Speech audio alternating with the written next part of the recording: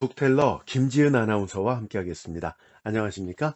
네, 안녕하세요. 반갑습니다. 네. 박인권 교수님하고 저희가 라이브 방송을 했잖아요. 아, 네, 알고 있습니다. 네. 네, 김지은 아나운서는 언제 나오냐고 또 질문이 많았습니다. 아, 정말요? 저도 네, 언제든 자리 마련해 주시면 달려갈게요. 네. 달려오기엔 좀 먼데 아니, 전 달려갈 겁니다. 뭐 네. 타고 오셔야 될 건데. 저희 채널에 유료 회원으로 네, 함께 하실 네. 수가 있잖아요. 그렇죠? 네, 네. 월 4,990원입니다. 네. 이렇게 요, 또 음. 회원가입해 주시면 조금 더 긴밀하게 소통할 수 있고 또 저희 채널에 많은 도움이 되니까 그럼요. 네, 네. 관심 가져주시면 좋을 것 같아요. 네. 저희가 뭐 특전이라고 있긴 있는데 혜택이 있긴 있어요. 네. 채널에 저희가 올려드리는 것을 조금 일찍 더 만나보실 수 있다든가, 네. 답을 좀 일찍 달아드린다든가, 먼저 네. 우선적으로 그런 것들이 있는데, 그런 것보다는 그냥 저희 채널이 오래 되기를 바란다는 그런 마음으로 함께 하시면 네. 좋겠고요. 네. 저희 이 영상에 그 설명란에 링크가 걸려 있고, 그리고 구독 말고 첫 화면에 네. 가입이라고 되어 있는 게 있어요. 네. 네. 그게 바로 저희 유료 회원으로 동참하실 수 있는 방법이니까 가입 네. 버튼 눌러주시면 되겠습니다. 네. 오늘 어떤 작품일까요? 네, 오늘은 제가 피터 트레메인이라는 작가의 독살애의 초대라는 작품을 준비했습니다. 아, 이게 저희 그 채널에서는 처음으로 소개를 해드리는 네, 작가가 되겠습니다. 피터 네, 트레메인. 네. 좀 작가 소개를 먼저 해주시죠. 네, 일단 이 작가는 1943년생으로 생존해 있는 작가고요. 네, 켈트족을 연구한 그런 학자예요. 켈트족. 학자이면서, 네, 네네. 음, 그러다 보니까 오늘 작품도요, 그 7세기 아일랜드가 배경이거든요. 그래서 네, 저희가 또 7세기 아일랜드를 배경으로 한 작품도 처음 다루는 걸로 알고 있어요. 네, 그렇죠. 네네. 예. 그래서 뭐 그러니까 그 시대상을 좀 볼 수 있고요. 예. 영국에 조금 된 이야기는 저희가 다뤄드린 적이 있는데 네. 7세기까지는 가지 않고요. 네. 네. 또 이분이 켈트 학자라니까 더 관심이 좀 네. 가네요. 네네. 그렇습니다. 그래서 이, 음 이게 단편인데 이게 실려 있는 책 제목도 흥미롭습니다. 앨리스 피터스 추모 소설이라고 되어 네네. 있네요. 예. 네. 그 앨리스 피터스도 추리 소설 작가인데 이제 네. 그 작가를 추모하면서 여러 작가들이 이렇게 좀 한 편씩 해서 책을 엮었는데요. 그 어, 앨리스 피터스 같은 경우는 뭐 이제 그 저도 이렇게 조사한 거에 의하면은 뭐 에거사 크리스티를 뛰어넘었다는 평가도 받았고 그랬다고 합니다. 그래요? 네네. 저는 처음 듣는 이름인데 앨리스 피터스. 제가 좀 과문한 탓이겠죠? 근데 이제 또 관심 있는 분들은 많이들 이렇게 알고 계신 것 같고요. 특히 네. 그 캐드펜 수사 시리즈로 유명한 작가이고요. 음, 캐드펠. 네네. 이제 그리고 이제 1962년도에 그 미국 추리작가협의회에서 에드가 앨런 포상을 또 수상하기도 했고 그렇습니다. 네. 네. 에드가 앨런 포 상을 받았으면은 그거 하나로 다 설명이 되는 거죠. 그리고 또 그 움베르토 에코가 이 네. 작가에게 큰 영향을 받았다라는 고백을 하기도 했대요. 아, 그래요? 네네. 예. 움베르토 에코도 엄청난 작가잖아요. 아니 그러니까 그 영향을 받은 작가 이름이 사실은 저희에게 좀 더 익숙하긴 한 것 맞습니다. 같은데 네. 네. 그럼 그렇습니다. 앨리스 네. 피터스라는 분의 작품도 앞으로 좀 관심 있게 봐야 되겠는데, 어쨌건 이건 그분 작품은 아니고, 네네. 그분을 추모하는 소설, 어, 네. 집으로 돼 있는 거죠. 그러니까 여러 네 작가들이 맞습니다. 냈는데, 네. 그중에 피터 트레메인 작가의 네. 독사래의 초대라는 네. 작품을 저희가 소개를 해드리고 있는 겁니다. 네. 요게 2003년도에 북하우스에서 나왔는데 지금은 안타깝게도 절판이 됐더라고요. 네. 네, 뭐 도서관에 가면은 이제 좀 간혹 비치돼 있는 곳들이 있긴 하더라고요. 네. 네. 근데 네. 도서관권 살 수가 없잖아요. 그렇죠. 예. 네. 하기는 좀 힘들고요. 어, 예. 구매하실 분들은 이제 구매하기는 지금 당장으로서 좀 어렵다라는 말씀을 네. 뭐 드립니다. 중고 서점이나 헌책방들 찾아보면은 구매는 가능하실 것 같은데 일단 좀 작품이 굉장히 많이 들어가 있고 책 어, 자체가 한 700페이지 가까이 되거든요. 그래서 700페이지요? 그러니까 이제 여러 작품이 모여 있다 보니까는 와, 거의 600페이지 엄청나네요. 넘는 그런 분량의 두꺼운 그런 네. 책이거든요. 그래서 참 재밌는 작품들이 많이 들어있어서 네. 이렇게 한번 좀 보시면 좋을 것 같긴 아 해요. 지금 예. 살 수 없다고 말씀드리는데 이렇게 재밌다고 얘기하시면 약 올리는 것도 아니고 뭐예요. 이게 좀 헌책방 같은 데 한번 좀 돌아다녀 보시면 어떨까. 아.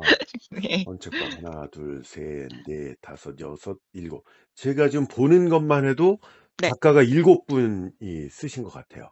7분 이상이겠죠. 그죠? 네네. 그 이상입니다. 예. 예.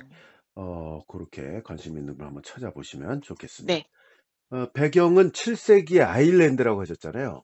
네네. 그렇습니다. 지금으로부터 한 2000 아니죠. 1000 한 어 400 년쯤 전 그렇겠네요. 네. 그렇게 예. 되겠는 거죠. 네. 아일랜드고요. 주요 인물 좀 소개해 주십시오.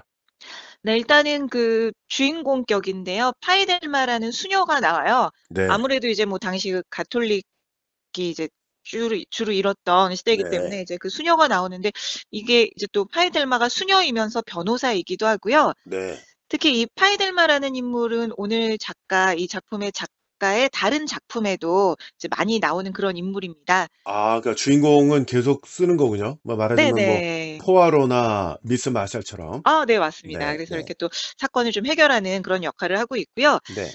그리고 이제 네크탄이라는 남성, 중년 남성인데 이제 여기 그 무스크레이지라는 그 지역의 족장이에요. 음. 네.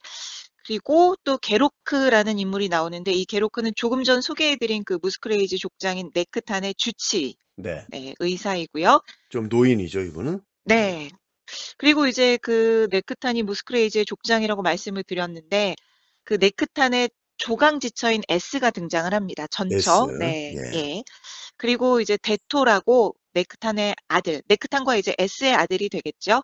그러면 그 S는 현재는 처가 아니고 전처라는 네. 말씀이시죠? 전처입니다. 네. 예. 그래서 그렇게 전처와 늑탄 사이의 아들인 데토가 20살로 여기서 등장을 하고요. 네. 예. 그리고 여기 이제 그 또 한 명의 족장이 등장하는데 슬라이 오브 루어크라 족장인 데올가라는 인물이 등장을 하고요. 예. 이름이 조금 좀 낯설죠. 네. 네 낯선데 그 지은 하나는 아주 잘하네요. 슬라이 오브 워크라. 예. 네. 그쪽에서 오신 건 아니죠? 아유, 그쪽에서 온 건 전혀. 네. 예. 그리고 그리고 이제 또 여기 그 젊은 남성 한 명이 나오는데 퀼이라는 장식 퀼. 예술가가 등장을 합니다. 네. 왠지 퀼트 잘할 것 같아요. 네. 퀼. 네. 그리고 이제 마반이라는 인물이 등장하는데 마반은 군인인데 네. 어 앞서 소개해 드렸던 그 무스크레이지 족장인 네크탄 있었잖아요. 네. 그 네크탄의 족장직 계승자예요. 아. 예. 그러니까 네크탄이 만약에 이제 뭐 세상을 떠나게 되면은 그 음. 이후에 이제 마반이 이렇게 족장을 맡게 돼 있는 네, 그런 상황입니다. 그렇군요. 네. 이게 쪼끔 이름이 영국 예전의 이름들이라 맞아요. 네. 예 쪼끔 복잡하게 느껴질 수도 있겠습니다만 지금 보고 계신 화면에 떠 있습니다. 요거 잘 보면서 이해하시면 되겠고요. 네. 어 그리고 인물 관계가 뭐 그렇게 복잡하진 않고 이제 등장인물들, 네. 주요 등장인물들 소개해 드린 건데 인물 관계가 그렇게 복잡하진 않으니까요. 네. 들으시는데 어려움은 없으실 것 같아요. 네. 이 제목이 약간 일본식이 아닌가 싶어요. 독살의 초대. 그러니까 독살로 초대하는 거잖아요. 그렇죠. 네. 예. 독살의 초대 요렇게 되어 있는데 네. 무슨 뜻인지는 아마 아실 거예요. 자 네. 그럼 시작을 해 볼까요? 줄거리 해설과 낭독입니다. 피터 트레메인의 독살의 초대. 북텔러 김지은 아나운서와 함께하겠습니다. 부탁드립니다. 무스크레이지의 족장인 네크탄의 식탁에는 8명이 둘러앉아 있습니다. 파이델마 수녀는 8이라는 숫자가 좋지 않은 수가 된다는 걸 알고 속으로 신음을 냈습니다. 그러면서 낡은 미신에 매달리는 자신을 역시 속으로 꾸짖었습니다. 파이델마 수녀는 종교인이면서 5개 왕국의 법정 변호사입니다. 그렇기 때문에 말을 가볍게 하는 스타일은 아니고요. 이날 모인 사람들은 모두 무스크레이지의 족장인 네크탄을 미워할 이유를 갖고 있습니다.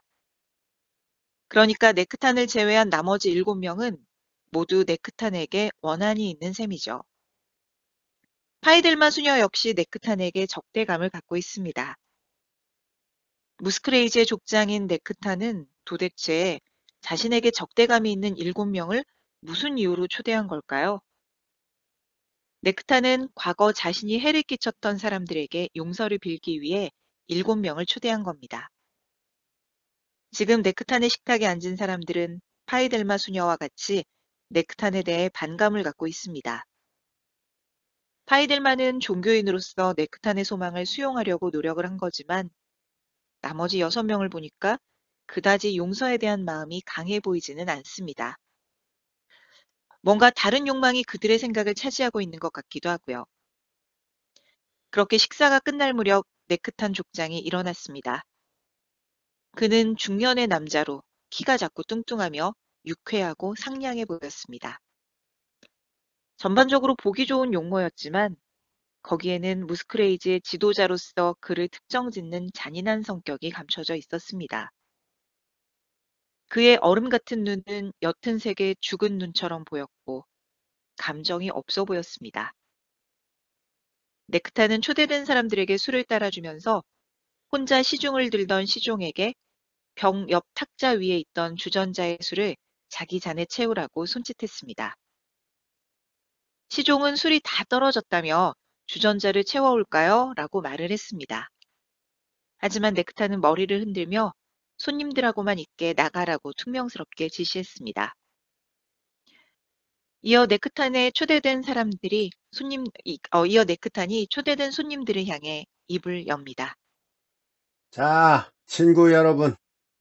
이제는 제가 여러분을 친구라고 불러도 되지 않을까 싶은데요. 왜냐면 난 여러분 모두를 찾아내서 여러분이 나한테서 받은 피해를 여러분 각자에게 배상해 주려고 오랫동안 생각했었기 때문입니다. 자, 오늘 밤 나는 여러분의 처분 아래 놓여 있습니다. 난 여러분 모두에게 아주 나쁜 짓을 했어요. 네크타는 그의 왼쪽 옆에 앉은 긴장한 듯이 보이는 말 없는 노인을 돌아다 보았다. 그 노인은 불안하게 손톱을 물어뜯는 버릇이 있었다. 파이델마 수녀는 그런 버릇을 혐오스럽다고 생각했다. 전문 직업을 가진 계층에서는 모양 좋은 손과 끝으로 갈수록 가늘어지는 가느다란 손가락이 아름다움의 상징으로 여겨지는 것이 사실이었다. 파이델마는 그 노인이 네크탄의 주치의라는 것을 알게 되었다. 그러자 그의 지저분하게 손질 안 된 손이 그녀에게는 2배로 부당하고 불쾌하게 보이는 것이었다. 네크타는 그 노인을 향해서 미소 지으며 말했다. 나의 주치의인 게로크, 당신에게도 난 부당한 짓을 했소. 당신을 속여서 정기적으로 당신의 진료비를 빼앗았고 당신의 의술을 이용했소. 그러자 노인은 불편한 듯이 몸을 움직거리거든요. 냉담하게 어깨를 한번 으쓱하며 딱딱하게 말했다. 당신은 저의 족장이십니다. 네크타는 그 대답이 마음에 든 것 같았다. 네크타는 이어 뚱뚱하지만 아직도 아름다운 중년 여자에게 말을 했다. 손님 중에 여자는 파이델마와 그 사람뿐이었다. 에스, 당신은 내 아내였지. 나는 당신이 부정을 저질렀다는 그릇된 주장을 하면서 당신과 이혼하고 내 집에서 내쫓았어. 나는 그때 내 마음을 차지한 더 젊고 매력적인 다른 여자의 품밖에는 바라는 게 없었거든. 당신이 간통했다는 걸 증명하려고 애쓰다가 나는 비합법적으로 당신의 지참금과 유산을 훔쳤어. 그렇게 집안 사람들 앞에서 당신을 욕보인 거요. 그리고 당신 옆에 앉은 내 아들, 아니 우리의 아들 대토. 네 엄마를 부당하게 취급함으로써 내가 너한테도 잘못을 저지른 셈이 됐다. 나는 이 무스 크레이지 영토에서 네가 당연히 차지할 자리를 너한테 주지 않았고 말이다.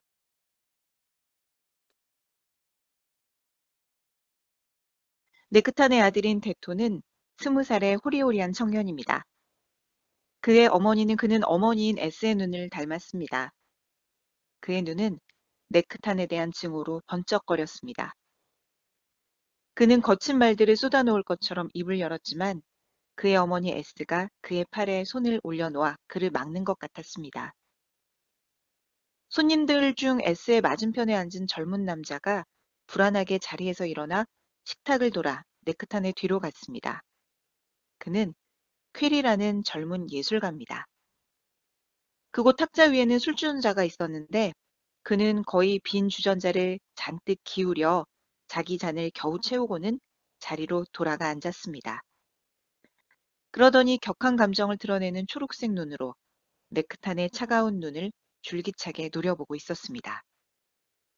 한편 네크탄 족장은 이번에는 파이델마 수녀를 향해 입을 엽니다. 마치 자신의 후회를 과장하려고 하는 몸짓처럼 두 손을 벌리면서 말이죠. 네크탄이 말했다.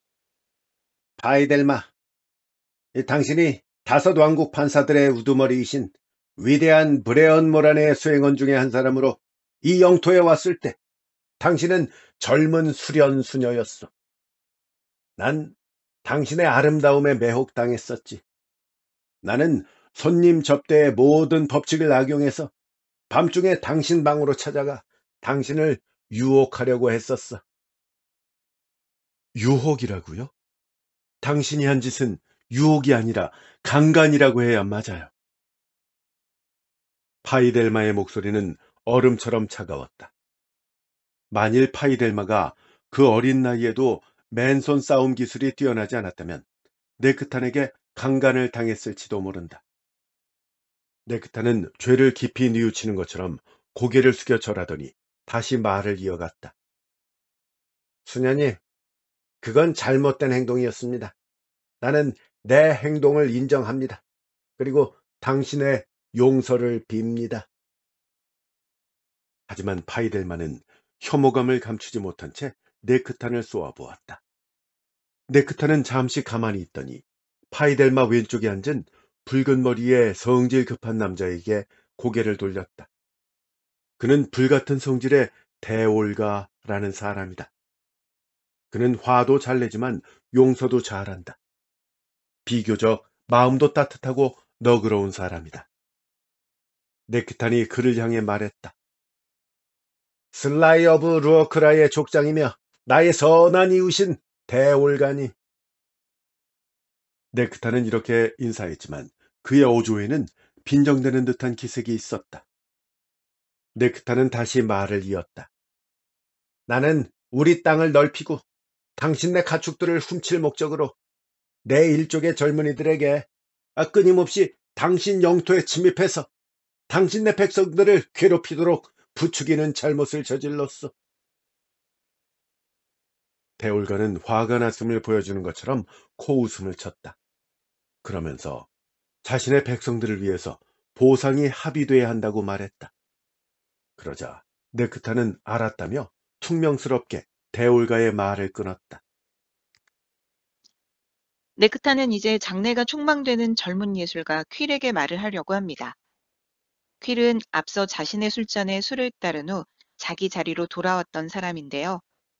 젊고 잘생긴 장식 예술가입니다. 퀼은 굳은 듯이 앉아 있었습니다. 적잖이 마신 술과 분노가 섞여 그의 얼굴은 붉게 물들고 있었는데요. 네크탄이 그를 향해 말을 합니다. 예술가인 퀼, 내가 당신에게도 쓰라린 상처를 주었지. 우리 일족 전체가 알고 있는 일이지만 내가 당신의 아내를 유혹해서 내 집으로 데려와 살게 했지. 그러니 공공연하게 당신의 가문을 모욕한 셈이요. 이에 퀼은 그 여자는 건전한 판단력을 앗아가는 어리석은 열정에 홀린 거라면서 결코 사랑이 아니라고 강조했다. 그러자 네크탄이 퀼을 약올리는 것처럼 희미하게 웃으며 말했다. 퀼, 당신은 아직도 그녀를 사랑하는구만. 그녀가 내 집에서 사는데도 말이야. 아, 괜찮소. 겁먹지 마시오. 오늘 밤이 지나면 그녀가 당신 집으로 되돌아가게 할 테니까 말이오. 내가 그녀한테 홀렸던 게 이제 끝난 것 같소. 네크타는 분노를 억제하고 있는 퀼이 재미있는 모양이었다. 그러나 그 재미도 지겨웠는지 마지막 손님은 마반에게 시선을 옮겼다. 마반은 검은 머리의 날씬한 군인이다. 그는 네크탄의 족장지 계승자로 뽑힌 사람이었다. 마반은 불편한 듯이 움직거리며 네크탄에게 당신은 나한테 잘못한 것이 없다. 나한테만큼은 잘못한 것이 없다. 라고 말했다. 하지만 네크탄은 애처로운 표정을 지으며 아니라고 대답했다. 마반, 그렇지 않아요. 나는 당신한테도 잘못한 게 있으니까요. 당신은 나의 법정 상속인이지요. 내가 죽으면 당신이 내 대신에 족장이 되는 겁니다. 아, 그때까지는 한참 남았으니까 피해를 준 게 없다고? 아니, 아니요. 난 피해를 주었어. 10년 전 일족회의에서 우리 둘이 나란히 사람들 앞에 서지 않았습니까? 우리 중 누구를 족장으로 하고 누구를 계승자로 할 것인지 정하려는 회의였었지. 그때 사람들이 더 좋아한 건 내가 아니라 바로 당신이었어. 당신이 족장으로 뽑힐 게 분명했지. 난 그 사실을 회의가 열리기 전에 미리 알았어. 그래서 내가 족장으로 선출될 수 있도록 많은 사람들에게 뇌물을 줬어. 덕분에 내가 족장이 됐고 당신은 후계자가 된 거요. 사실은 내가 아니라 당신이 우리 일족을 다스렸어야 했는데 난 10년 동안이나 당신을 내 곁에 두었지. 이때 파이델마 수녀는 마반의 얼굴이 창백해지는 것을 보았다. 그러나 놀란 기색은 찾아볼 수 없었다. 분명 마반은 네크탄이 한 짓을 이미 알고 있었던 것 같았다. 그가 자기 감정을 억누르는데도 그의 얼굴에 분노와 증오가 스치는 것을 파이델마는 보았다. 파이델마는 자신의 생각을 전해야 되겠다고 느끼며 입을 열었다. 모스크레이지의 네크타님, 당신은 용서를 받기 위해서 우리를 초대했죠? 일단 몇 가지 잘못은 그리스도인으로서 간단히 용서할 수 있는 문제입니다. 하지만 이 땅의 법정 변호사로서 나는 당신이 숨김없이 인정한 잘못들이 모두 다 그렇게 간단하게 처리될 수 있는 것은 아니다. 라는 점을 지적해야 되겠네요. 우선 당신은 합법적인 무스크레이지의 족장이 아니라고 고백했어요. 합법적인 족장이라고 해도 당신은 슬라이 오브 루어크라의 대올가님의 영토로 불법적인 가축 도둑질을 하러 가도록 백성들을 부추기는 일을 즐겨왔다는 걸 역시 고백했죠. 그 일만으로도 회의를 소집해서 왕 앞에서 재판을 받아야 할 범죄입니다. 또 족장의 지위에서 해임될 수도 있는 일을 저지른 거라고요. 파이델마의 지적에 네크타는 수긍을 하면서 받아들이겠다고 합니다. 그러면서 우선은 용서를 빌며 모인 사람들을 위해 축배를 들겠다고 합니다. 이후에는 법의 심판을 받겠다라고 말하면서요. 네크탄이 말했다. 이제 내가 여러분 모두에게 저지른 짓을 자인하면서 여러분 한 사람 한 사람을 위해서 축배를 들겠습니다. 그 다음에는 당신의 법이 알아서 하겠죠. 그걸 아는 것에 만족하고 난 쉴 겁니다. 당신들 모두를 위해서 건배하겠소. 그러니 당신들은 당신들의 법을 즐기게 될 거요. 파이델마 수녀는 네크탄을 연극하는 듯한 태도를 냉소적으로 쏘아보았습니다. 네크탄은 꿀꺽꿀꺽 소리를 내며 술을 마십니다. 그런데 그 술을 다 마시자마자 잔이 손에서 떨어지고 그의 옅은색 눈이 갑자기 크게 부릅떠졌습니다. 입이 벌어지고 네크타는 목을 부여잡으며 숨이 넘어가는 듯 무서운 소리를 내면서 숨을 몰아쉬었습니다. 그러더니 발작하듯 뒤로 넘어갔습니다. 의자가 날아가고 그는 마루에 쾅 소리를 내며 부딪혔습니다. 잠시 동안 만찬장에는 침묵이 흐르더니 네크탄의 주치의인 게로크가 네크탄의 죽음을 확인했습니다. 이에 슬라이 오브 루어크라 족장 데올가는 하느님은 공정하신 분이라고 중얼거리며 네크탄의 죽음을 흡족해 했습니다. 그리고 나서는 저승으로 보내는 걸 도와주어야 할 사람이 있었다면 바로 이 사람이었다 라고 덧붙였습니다. 그런 데올가를 쳐다보던 파이델마 수녀의 시선이 네크탄의 아들인 데토에게 옮겨졌습니다. 데토는 자기 어머니 에스에게 뭔가를 걱정스럽게 속삭였고 에스는 고개를 젓고 있었습니다.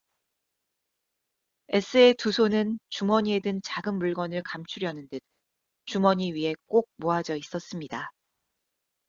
그리고 네크탄의 주치의인 게로크는 일어서더니 의심스러운 눈초리로 데올가를 노려보며 말했습니다. 올가님, 조금 전에 저승으로 보내는 걸 돕다. 뭐 이런 얘기를 하셨죠? 그게 무슨 말씀이십니까? 그러자 대올가는 그건 비유적으로 한 말이라고 하며 네크타는 벌을 받아도 괜찮은 사람이지 않냐고 대답했다.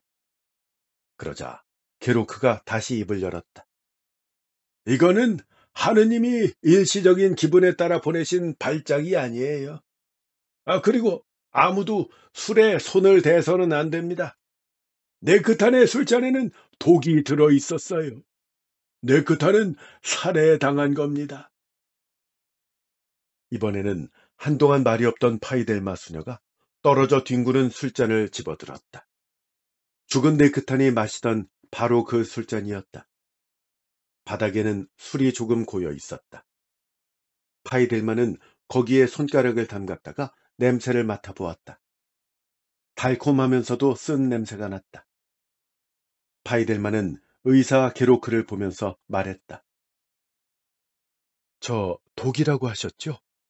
법정 변호사로서 제가 지휘하겠습니다. 범죄가 저질러졌으니까요. 그리고 이 방에 있는 모든 사람들은 네크탄을 죽일 만한 동기를 가지고 있어요. 그러자 네크탄의 아들인 데토가 즉시 말을 받았다. 네, 맞죠. 근데 그건 당신도 포함해서예요. 전 죄인일지도 모르는 사람에게 신문 받는 걸 거부합니다. 제 아버지의 잔에 독약을 넣은 사람이 당신이 아니라는 걸 우리가 어떻게 알죠? 맞아요, 데토. 당신 말이 옳아요. 그렇지만 우린 1시간이 넘게 이 식탁에 앉아 있었잖아요. 그리고 서로가 서로에게 똑똑히 보였고 똑같은 술을 마셨습니다. 지금은 네크탄이 어떻게 독을 마셨는지 추론해내야 되는 거예요. 이를 듣고 네크탄의 족장지 계승자인 마반이 동의하면서 고개를 끄덕였다. 그러자 슬라이어블 루어크라의 족장인 데올가는 마반을 보면서 당신이 네크탄을 죽인 게 아니라는 사실이 입증돼야 족장이 될 수 있다며 비웃듯이 말했다. 그렇지만 마반은 일족회의에서 별도의 결정이 있을 때까지는 자신이 족장이라며 계속 파이델마 수녀의 뜻을 따르자고 주장했다. 하지만 네크탄의 아들 데토는 계속 파이델마 수녀를 신뢰하지 못하겠다며 반대를 했습니다. 이때 네크탄 족장의 전처인 S가 입을 열었습니다. 아니, 왜 누군가를 잡아내야 하죠? 네크탄은 죽어서 마땅한 인간이었어요. 여기 있는 누구도 저 인간이 저렇게 빨리 죽어 넘어간 게 나만큼 기쁘진 않을걸요? 만약 내가 그를 죽였다면 그 행동에 대한 책임도 기쁘게 받아들일 것 같아요. 누가 죽였든 탓할 거 없어요. 네크탄을 죽인 사람에게 자백을 하게 하고 우리가 그의 명분을 지지해 주자고요. 네크탄의 전처가 이렇게 말을 마치자 파이델마 수녀가 또 말을 이어갔습니다. 그러려면 우리 모두가 네크탄이 저지른 죄들을 증언해야 될 거예요. 그렇게 되면 그를 죽인 사람은 네크탄의 가족에게 그의 명에 맞는 대가를 지불하는 것만으로 자유로운 몸이 되겠죠. 총 42마리의 젖소값이 될 것이에요. 그러자 대토가 우리 중에는 배상금을 마련할 능력이 안 되는 사람도 있을 거예요. 그럼 어떻게 되는 겁니까?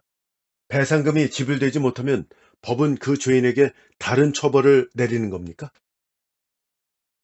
그러자 네크탄의 족장지 계승자인 마반이 자신이 배상금을 대신 제공하겠다고 했다. 파이델만은 네크탄이 죽자 평소 과묵하던 군인이 갑자기 매우 결단력 있는 태도를 보인다고 느꼈다. 이번에는 내내 조용하던 젊은 예술가 퀴리, 누가 이 일을 했건 인정하게 하자고 열의를 갖고 말했다. 침묵이 이어지고 있습니다. 모두들 누군가가 자백하기를 기다리며 서로의 얼굴을 살핍니다. 이때 파이델마 수녀는 네크탄의 전처인 S가 입을 오므리는 걸 보았습니다. 허벅지 위로 불쑥 튀어나와 있는 뭔가로 그녀의 손이 살그머니 가는 걸 파이델마는 놓치지 않았습니다.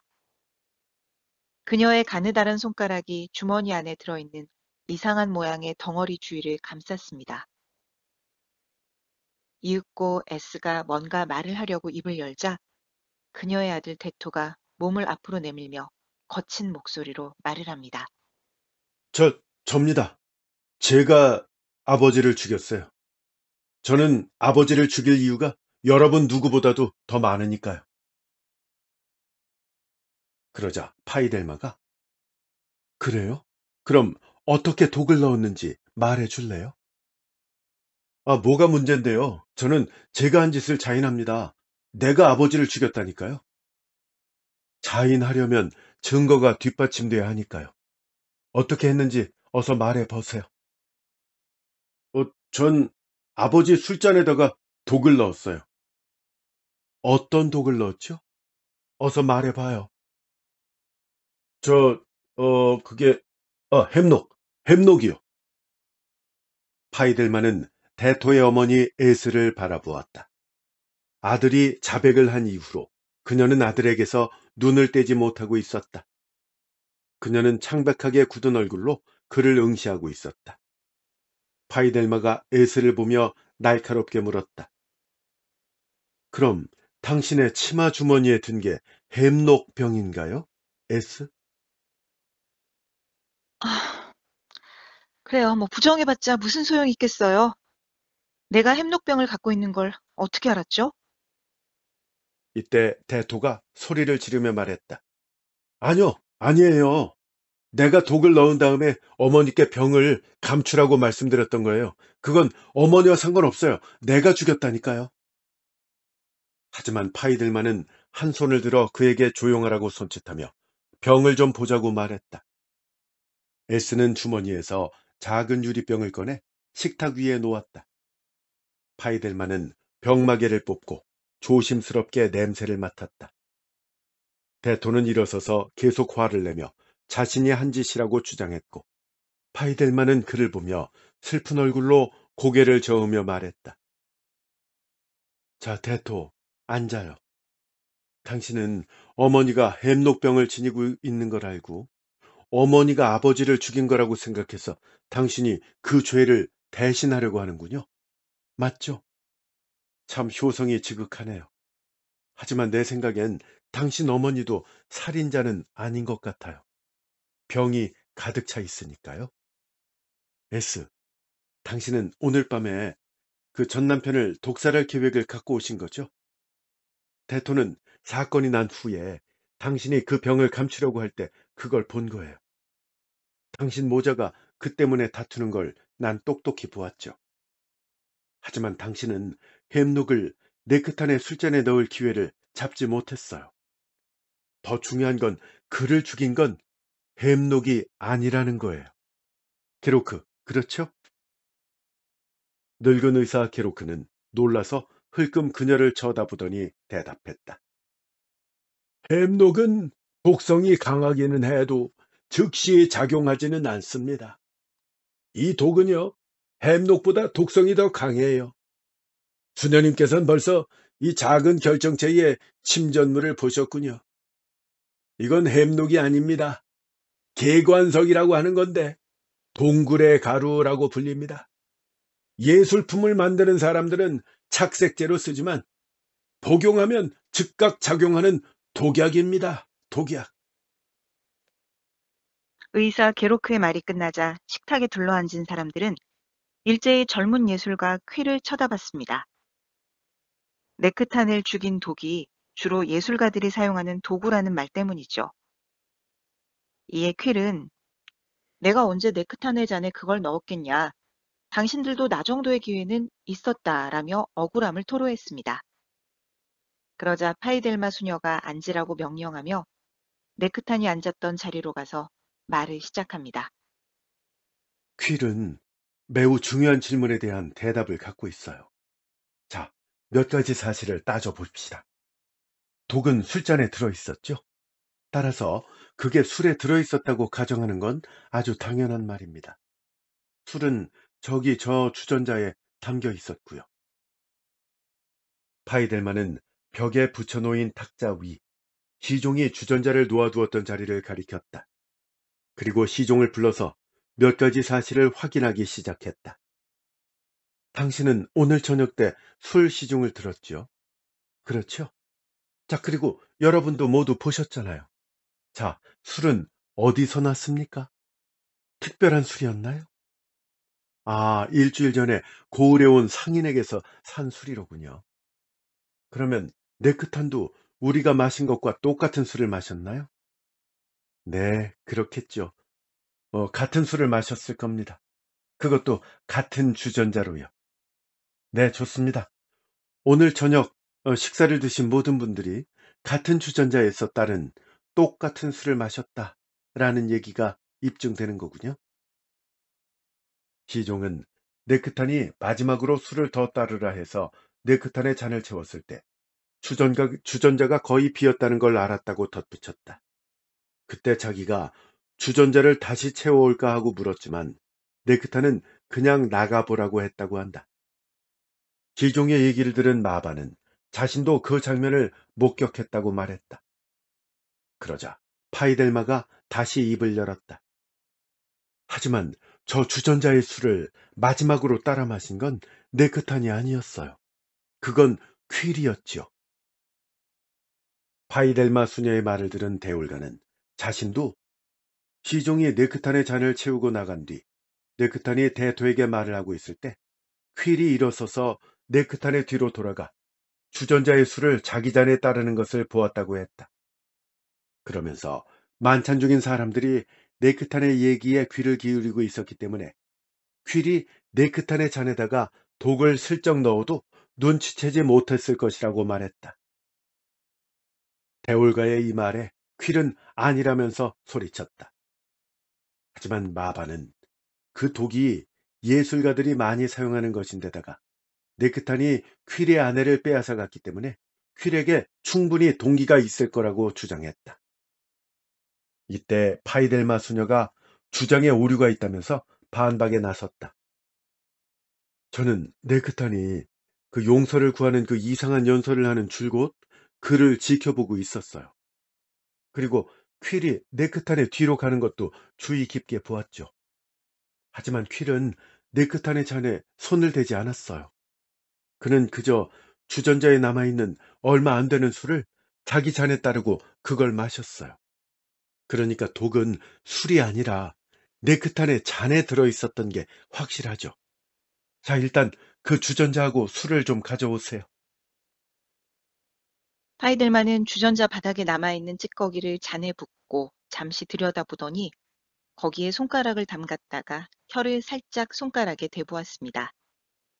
그러고는 만족스러운 웃음을 띠며 술에는 독이 없음을 증명했습니다. 즉 술에는 독이 없고 대신 잔에 독이 있었다는 거죠. 그러자 네크탄의 주치의 게로크가 화를 내며 독이 어떻게 잔에 들어갔냐고 묻습니다. 이에 파이들마가 시종을 돌아다보며 다시 말을 이어갑니다. 저 더 이상 당신을 성가시게 할 일은 없을 것 같지만 그래도 밖에서 기다리세요. 나중에 또 부를 일이 있을 수도 있으니까요. 그리고 아직은 아무한테도 이 사건에 대해서 말하지 마세요. 알았죠? 그러자 시종이 잠시 머뭇거리더니 방금 도착한 오클란에게도 알리지 말아야 하느냐고 되물었다. 오클란은 네크탄의 친구인데 무스 크레이지의 최고위 판사다. 오클란은 식사가 시작된 다음에 초대되었다고 한다. 네크탄이 오클란에게 이곳으로 와달라는 전가를 보낸 것이다. 자초지종을 들은 파이델만은 재빨리 생각하고는 시종에게 다시 말했다. 오클라님은 지금 좀 기다리시게 해요. 하지만 내가 알리라고 할 때까지는 무슨 일이 있었는지 그분께 절대 말하지 마세요. 아셨죠? 자, 여러분, 우린 독이 술이 아니라 잔에 들어있었다는 건 알았어요. 그렇게 되면 용의자의 범위가 좁혀지죠? 독이 잔에 들어있었다면 그건 네크탄이 한 잔을 다 비운 다음에 시종에게 잔을 다시 채우라고 했을 때 거기 들어간 거라는 얘기죠. 그러니까 독은 잔에 다시 술을 따른 다음에 들어간 게 틀림없겠죠. 파이델마의 말을 들은 대올가는 독을 넣을 기회가 있었던 사람은 네크탄의 양옆에 앉았던 주치의 게로크나 혹은 마반이라고 주장했다. 그러자 게로크가 입을 열었다. 난 내가 한 게 아니라는 걸 증명할 수 있어요. 우선 우리는 누구나가 그를 죽일 살인자가 될 수 있는 동기를 가지고 있어요. 하지만 네크탄을 죽이는 게 시간 낭비라는 걸 아는 사람은 나밖에 없었어요. 무슨 말이냐고요? 네크탄은 이미 죽어가고 있었어요. 아시다시피 난 네크탄의 주치의입니다. 물론 내가 그를 미워한 것도 사실이죠. 그는 내가 번 돈을 속여서 빼앗아갔지만 사실 난 의사로서 풍족하게 살았어요. 그래서 불평하지 않았습니다. 난 늙었고 또 내 족장의 잘못을 비난해서 안정된 생활을 위태롭게 하고 싶지는 않았습니다. 그런데 한 달쯤 전부터 네크탄이 끔찍한 두통을 앓기 시작했어요. 진찰을 해보았더니 악성 종양이었습니다. 채 일주일이 안 되는 기간에도 그게 커지는 걸 확연히 알 수 있었죠. 자, 내 말이 믿어지지 않는다면 네크탄의 왼쪽 귀 뒤를 직접 확인해 보십시오. 방금 바이델마 수녀님이 확인을 하셨군요. 그렇습니다. 난 네크탄이 곧 죽을 거라는 걸 이미 알고 있었어요. 그런데 그를 죽일 필요가 있겠습니까? 하느님께서 이미 그 시간과 방법을 선택하셨는데 말이죠. 주치의 게로크의 말이 끝나자 슬라이어블루와 족장인 데올가와 젊은 예술가 퀼이 마반을 쳐다보며 의심을 하기 시작합니다. 이유는 이렇습니다. 네크탄을 죽인 자가 자백할 경우 흔쾌히 배상금을 주겠다고 제안한 점, 그리고 이 일이 잘 해결되면 무스크레이지의 족장으로 확정된다는 점 등이 마반을 의심받게 만든 겁니다. 그러자 파이델마 수녀가 조용히 하라는 손짓과 함께 마반은 범인이 아니라는 말을 합니다. 파이델마 수녀가 말했다. 자, 지금부터 제가 드리는 말씀을 잘 들으세요. 네크타는 살해당한 게 아니에요. 네크타는 자살한 겁니다. 진작부터 의심이 들었지만 주치의인 게로크님이 방금 말해줄 때까지는 그 의심을 뒷받침할 만한 논리적인 이유를 찾을 수가 없었죠. 사실 우리가 네크탄을 미워한 것처럼 네크탄도 우리를 미워했어요. 자기가 곧 죽을 거라는 것을 알자 그는 자기가 가장 싫어하는 사람들에게 더 큰 복수를 하기로 결심을 한 거죠. 그는 게로크가 그에게 병에 대해서 설명했을 때 질질 끄는 죽음보다 훌쩍 저 세상으로 가는 걸 더 좋아한 겁니다. 이를 위해서 그는 급속하게 작용하는 독인 계관석을 선택한 거고요. 그것이 현재 정부의 남편인 퀼이 자주 사용하는 물질이라는 사실에 기뻐했겠죠. 그리고 그는 우리를 마지막 만찬에 초청할 계획을 세운 겁니다. 자기가 우리에게 저지른 잘못들을 공개적으로 사과하고 배상하고 싶다고 말함으로써 우리의 호기심과 자만심을 자극한 거예요. 그는 그 모든 일을 계획한 겁니다. 그런 다음에 자기 잘못을 읊조렸죠. 절대 용서를 구하기 위해서가 아니었어요. 우리 각자가 그를 미워할 이유를 갖고 있고 그를 죽이고 싶어 한다는 것을 우리 모두가 확실히 알도록 하기 위해서였죠. 우리의 마음속에다가 의심의 씨앗을 심고 싶었던 거예요. 그는 자기 잘못을 사과하는 것이라기보다는 자랑처럼 읊어대지 않았습니까? 그건 자랑이면서 또 경고이기도 했죠. 파이델마의 말에 다들 공감하는 것 같았다. 파이델만은 계속 말을 이어갔다. 네크탄이 아까 이런 말을 했죠. 이제 내가 여러분 모두에게 저지른 짓을 자인하면서 여러분 한 사람 한 사람을 위해 축배를 들겠소. 그 다음엔 당신의 법이 알아서 하겠죠. 그걸 아는 것에 만족하고 난 쉬겠습니다. 당신들 모두를 위해서 건배하겠소. 그러니 당신들은 당신들의 법을 즐기게 될 거요. 라고 했어요. 여러분 기억나시죠? 하지만 네크탄의 말을 정확하게 되풀이할 수 있는 건 파이델마뿐이었다. 그러니까 이 사람은 우리 중에 한 사람, 아니면 우리 모두가 그의 죽음에 대한 책임을 지게끔 만들고 싶었던 거네요. 그게 우리에 대한 그의 마지막 악의이자 증오였던 거고요. 정말 악한 인간이죠? 네크탄의 전처인 에스가 말했다. 만찬에 참여한 사람들은 제각각 한마디씩 하며 황당해합니다. 마바는 지금 생각해보니 네크탄의 말들이 사과처럼 들리지 않았다고 했고, 주치의 게로크는 이 상황이 이해가 안 된다고 합니다. 그러자 파이델마 수녀가 차분하게 설명을 합니다. 네크탄은 자기가 곧 죽을 것이며 기껏해야 며칠 혹은 몇 주밖에 남지 않았다는 걸 알게 되었죠. 그러자 그는 자기 수명에다가 한계를 직접 정한 거예요. 그는 우리를 식사에 초대하고 식사를 마칠 때쯤이면 자기는 독을 먹을 거라는 계획을 세워두었던 거예요. 식사가 시작됐을 때 그는 시종에게 자기의 판사인 오클란을 모셔오라고 명령했어요. 오클란이 왔을 때 우리는 혼란에 빠져서 서로 의심하고 있을 것이고, 그렇게 되면 그 판사는 우리 중에 하나가 살인에 관련돼 있다는 그릇된 결론을 내릴 거라는 희망에서였겠죠. 네크타는 우리가 그를 죽인 죄인으로 밝혀지길 바라면서 자살한 겁니다. 우리에게 얘기하는 도중에 자기 잔에다가 몰래 독을 넣었을 거예요. 이제 오클란 판사와 얘기를 해서 이 일을 마무리 지어야 되겠습니다. 난 세상의 많은 범죄들을 봐왔어요.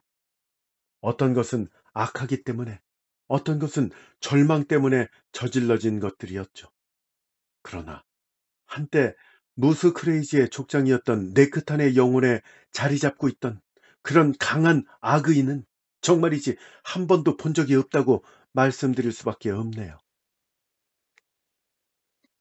네크탄의 자살 소동이 벌어진 다음 날 아침, 카술 방향으로 말을 달리던 파이델만은 네크탄의 요새 아래 십자로에서 늙은 의사 게로크와 마주쳤습니다. 게로크는 임리치의 수도원으로 가는 길이었습니다. 네크탄의 주치의였던 게로크가 말했다. 전 지금 수도원으로 가는 중이에요. 고백을 하고 죽는 날까지 임리치의 수도원에서 피난처를 구하려고요. 그러자 파이델만은 전 아무리 많이 고백해도 다 할 수 없을 정도입니다. 이렇게 수수께끼 같은 말을 했다. 결국 그는 미간을 좁히고 그녀를 응시하며 물었다. 수녀님, 알고 계셨습니까? 그럼요. 칼로 째면 되는 종기와 악성 종양은 구분할 줄 압니다. 파이델마의 대답에 기록 그는 가볍게 한숨을 쉬었다. 알고 계셨군요. 처음에는요, 그저 네크탄에게 겁을 주려고만 했었어요. 종기를 째거나 아니면 그게 저절로 터지기 전에 몇 주 동안 심적 고통을 겪게 하려고 했던 겁니다. 사실 귀 뒤에 난 종기는 통증이 심하거든요. 그게 악성 종양이다.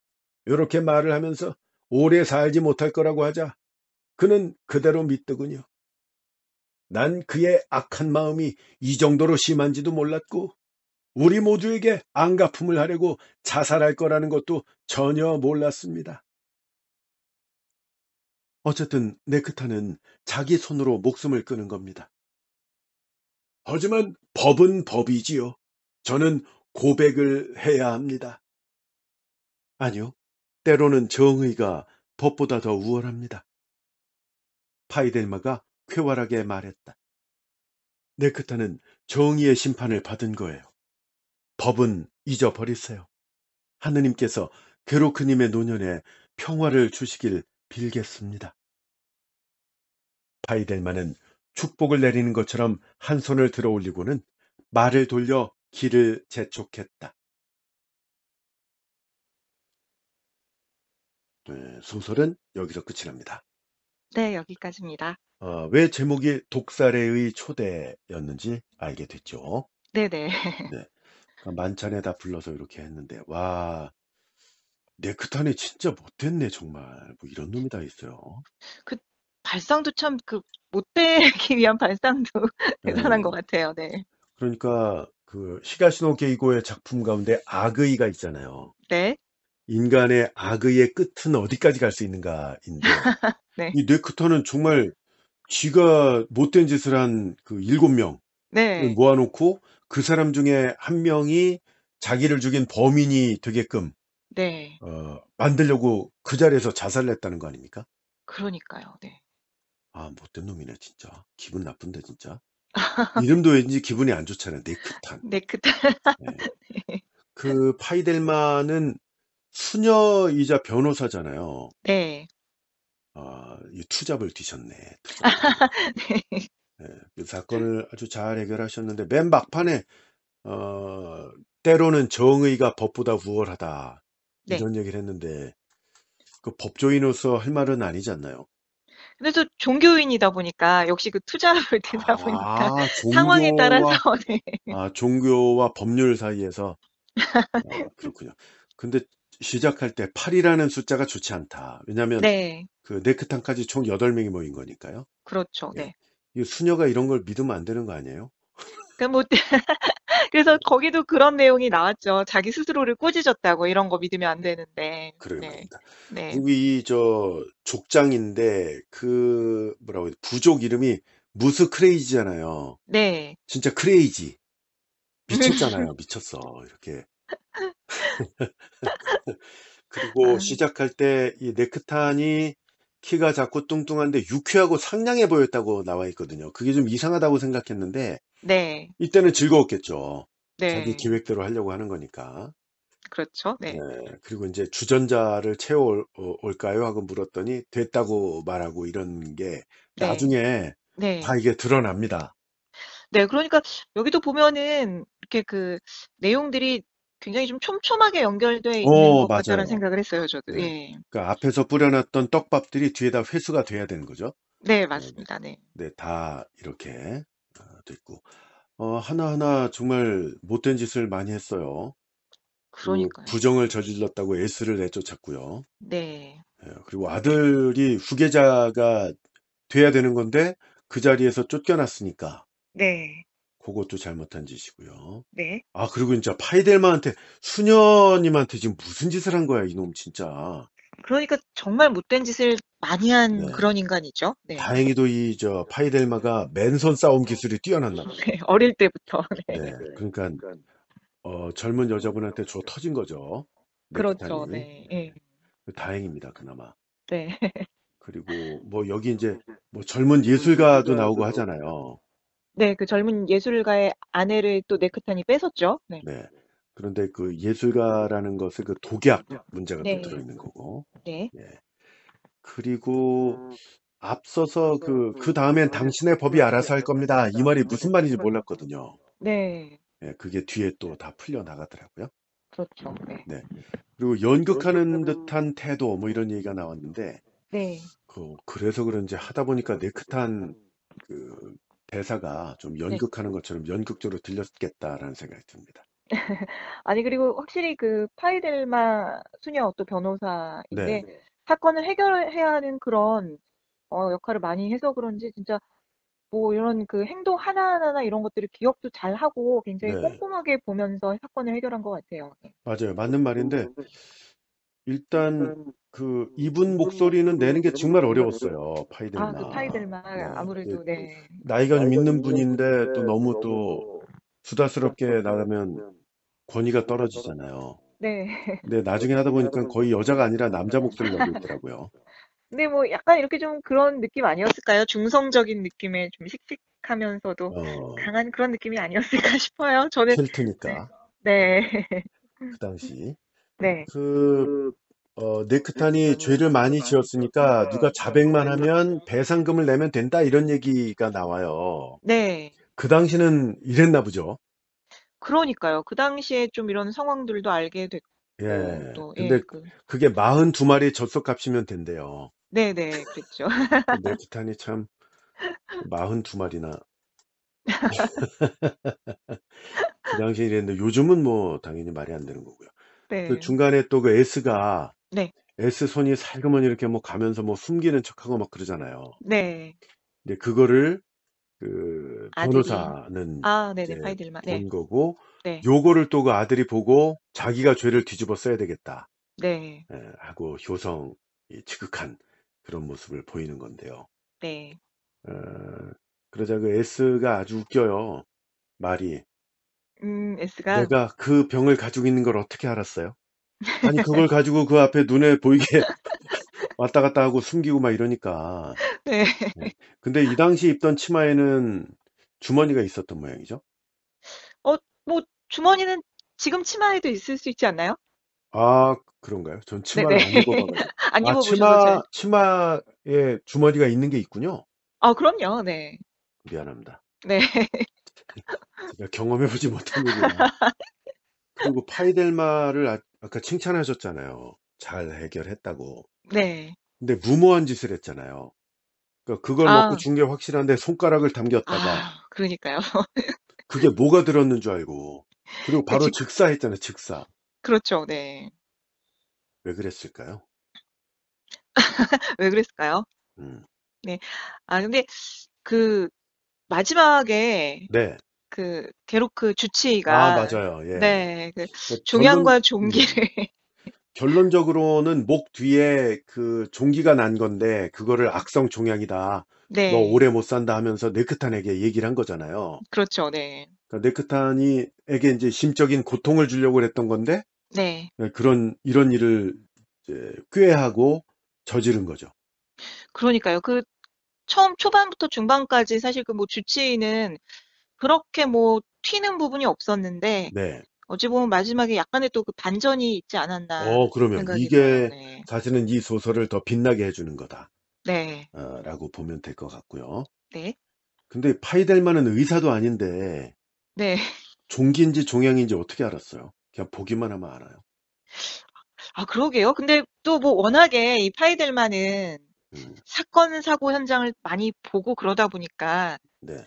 네, 뭐 지금으로 따지면 형사 역할도 하는 거잖아요. 물론 변호사긴 하지만 그러다 보니까 좀 형사이면서 뭐 검시관이면서 뭐 여러 네. 가지 뭐 다 하는 것 같은데요. 네. 또 그러니까 죄를 뭐 사하여 주기도 하고 맨 끝에 보니까 그렇잖아요. 네네. 정의가 법보다 더 중요할 때가 있다. 네. 이런 뭐 식으로 얘기를 하고 있습니다. 네.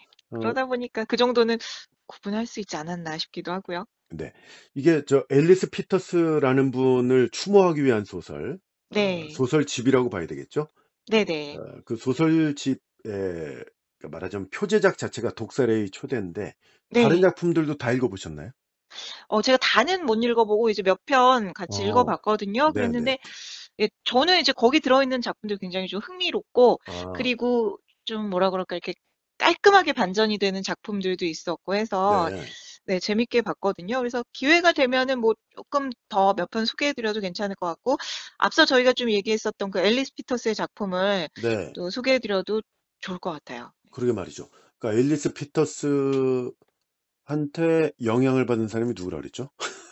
아까 금방 잊어버렸네. 움베르코, 아, 예. 움베르토 네네, 에코. 네네네. 더 이거 있고였습니다. 예. 또 에거서 크리스티를 네, 뛰어넘었다라는 그런 평가. 평가도 받았고요. 네. 예. 제가 사실은 중학교 2학년 때 에거서 네. 크리스티를 통해서 이 추리소설에 입문을 맞아요. 했거든요. 네네. 그 빨간색 표지의 해문 출판사 거. 네. 그때 여름방학 내내 하루에 한 권씩 읽었어요. 정말 푹 빠져서 완전 푹, 읽으셨군요. 너무 재밌는 음, 거예요. 네. 그러다가 이제 그리고 아무도 없었다를 읽고 나서는 와, 이것보다 더 재밌는 게 있을까 했는데 음, 했었죠. 어, 이 뭡니까? 앨리스 피터스는 네네. 캐드펠 캐드펫 시리즈. 수사. 예, 예, 예. 예. 근데 여기서 말하는 수사는 개톨릭의 어떤 네. 그 뭐라고 그래야 되나? 훈련하는 사람이라고 해야 되나? 네네. 그렇죠. 예. 아니면 이건 그렇게 종교인인 거죠. 네. 이분이 또 사건을 해결하는 모양인데 앨리스 피터스의 작품들도 좀 더 봐야 되겠고요. 네. 그리고 지금 말씀해 주신 이 독살의 초대는 몇 편이나 들어있죠? 단편이? 아, 여기요? 한 600페이지 넘는다고 하셨으니까. 아, 네. 10편이 넘게 들어가 있어요. 제가 그렇죠, 정확히 그렇죠. 세 보진 않았는데 10편 넘게 예. 들어가 있습니다. 네. 다음부터는 그 세보고 좀 말씀을 그럴게요, 해 제가. 주시면 감사하겠고. 예. 이게 지금은 절판이 됐습니다. 근데 네. 중고 서점에는 있는 것 같아요. 네네. 중고 서점에서 꼭 사서 읽어보시면 더 큰 그 재미가 있을 것이다. 라고 네. 생각이 됩니다. 네. 북텔러 김지은 아나운서와 함께 했고요. 여러분들이 오늘 이 작품을 들으시고 댓글을 남겨주시면 거기에 대한 답글을 김지은 아나운서가 아주 충실하게 달아드릴 겁니다. 네. 어떻게 저희가 조금 뭐 평소에 하지 않았던 작품을 들려드렸는데 네. 어떻게 들으셨는지 궁금하고요. 제가 이제 그 말씀 나누는 동안 그 책 단편이 몇 개 정도 들어가 있나 얼핏 봐도 한 20편 정도는 들어가 있어요. 예. 그렇죠. 그러니까 이게 네네. 600페이지짜리인데 네. 600페이지가 넘거든요. 네. 넘어요. 예. 네네. 그러면 20편. 네. 그리고 얼핏 우리 봐도 한 20편 정도 예. 거기서 이상 더 재밌는 정도. 작품이 있으면 더 네. 소개해 주시죠. 알겠습니다. 아, 20편의 작품이 들어가 있는 걸로 지금 확인했어요, 제가. 네. 네. 좋습니다. 감사합니다. 네, 제가 세 방송 중에 봤습니다. 딴짓하시고 이렇게. 네, 아, 세느라 좀 힘들었어요. 네. 피터 트레메인 작가의 독살의 초대 소개해 드렸습니다. 북텔러 김지은 아나운서 고생 많으셨습니다. 네, 고맙습니다. 다음 시간에 뵙겠습니다. 네. 함께 해주신 구독자, 애청자 여러분, 대단히 감사합니다. 안녕히 계십시오.